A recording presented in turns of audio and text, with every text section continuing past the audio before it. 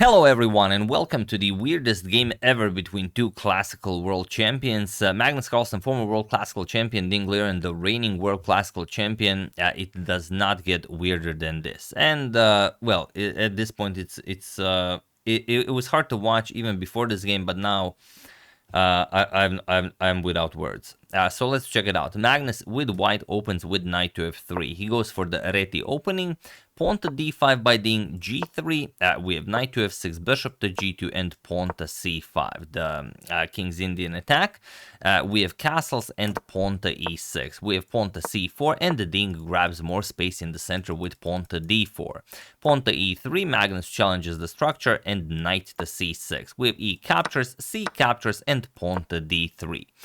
Bishop to d6 by Ding, and knight b to d2. We have castles kingside, and Magnus goes for knight to g5. We have, well, there are some games where pawn to e5 was played, also bishop to d7 is a known move, but Ding goes back bishop to e7, and it is now as of move 10 that we have a completely new game.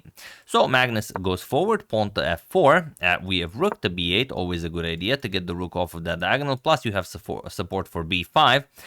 Queen to e2, we have queen to c7, and pawn to g4 by Magnus. If you're not sure what you're doing, it could be a little bit dangerous to advance the pawns in front of your king, but Magnus obviously sure of what he's doing. b5, we have pawn to b3, and b captures on c4. We have b captures and rook to b6. Knight d to e4, offering a trade of knights, and the Ding goes for it. Knight captures, we have knight captures, and bishop to b7. And here Magnus continues the attack. Pawn to f5. Ding captures on f5, we have captures, and now knight to e5. It's an excellent knight, controlling a lot of squares here. In Magnus's half of the board, bishop to f4, pinning the knight, and now pawn to f6, stopping that f-pawn, and also just defending the knight here. We have rook a to e1, and now, well, there are many moves that Ding could play here. For example, queen d7, he could go after the f5 pawn, he could move the rook, he could play something like bishop to b4, attack the rook on e1, but he goes for bishop captures on e4, and it just looks very, very weird giving up your monster bishop, well, or a potential monster bishop for an okay knight. So Magnus recaptures with the queen captures on e4, and bishop to d6 now. We have king to h1, a lot of dark square action in this game, so you don't want the king on g1 if the position opens up. Queen to c5, and now bishop to g3. Magnus is just trying to trick Ding here. He wants to play bishop to f2 and grab the pawn. So Ding prepares for it, rook to d8. Now if Magnus continues with bishop to f2, you can simply move the bishop, and the pawn is nicely defended by the rook and the queen. So queen back to e2, now stopping rook to b2 and also having access to h5 if needed. Knight to d7 by Ding, and bishop to f2. Okay, the pawn is being pressured, but just bishop to e5. And yes, this bishop is a pawn, but Ding is, I think Ding is not playing this game for a win. He just wants to stop the bleed, as he already lost 3 games in this event. We have bishop to d5 check by Magnus, king to h8, and now Magnus played queen to h5. So what can you do here? Okay, queen to f8. The queen goes back to help out with the defense, and maybe you can play something like queen e8 or for a queen trade.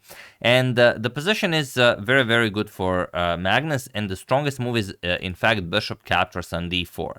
But that's besides the point, because Magnus played rook to e4, and here Ding completely blundered the game. He played rook to b2 and missed, well, he just missed something terrible, something unbelievable in a game between two classical world champions. Feel free to pause the video, and if you still don't know, amaze yourselves by finding it while I give you a couple of seconds.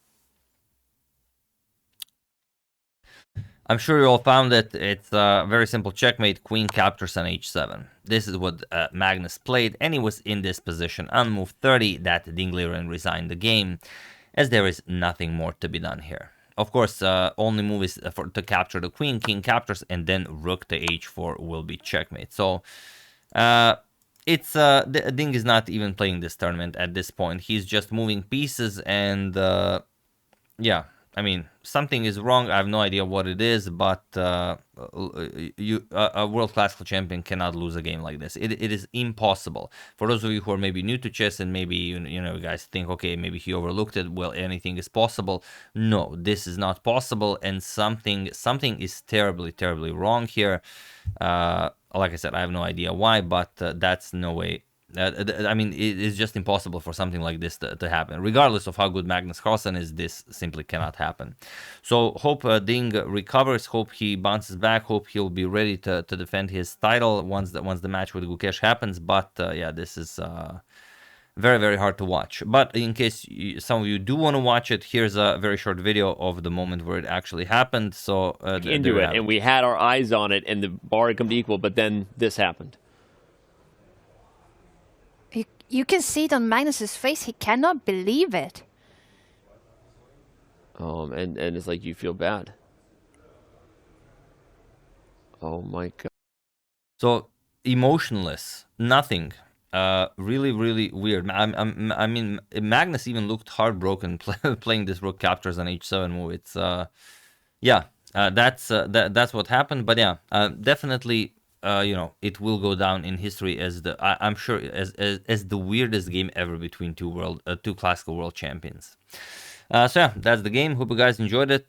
Ding surely hasn't, you know, much like some of the other games from this event, but everyone is hoping that he bounces back from whatever is bothering him. So yeah, that's the game. Hope you guys really enjoyed it. I would like to thank Richard Nickerson, Ivan Sterling, Michael Bowers, Eric Lee, and Timothy Larkin for your contribution to my channel. Thank you a lot. I really appreciate it.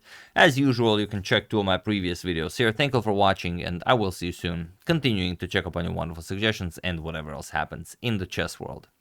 So thank you all. I will see you soon, and have an excellent rest of your day.